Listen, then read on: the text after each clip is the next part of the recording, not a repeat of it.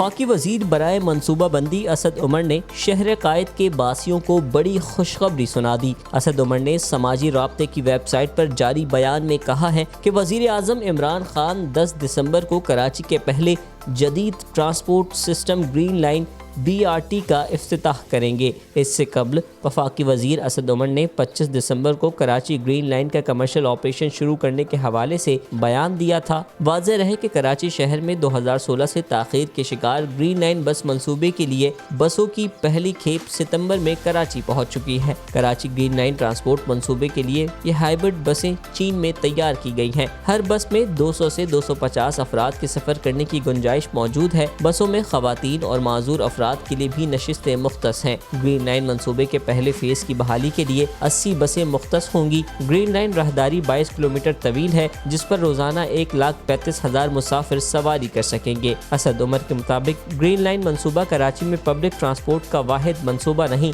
بلکہ وفاق کے کراچی کے ٹرانسفارمیشن پلان میں کراچی کے لیے 5 بڑے منصوبے شامل ہیں۔ Inzar Ahmed, Meta news, Karachi. Meta news کی ویڈیوز دیکھنے کے لیے میٹا نیوز یوٹیوب چینل کو سبسکرائب کریں اور فیس بک پیج کو فالو کریں تاکہ آپ آنے والی ویڈیوز سے باخبر رہ سکیں۔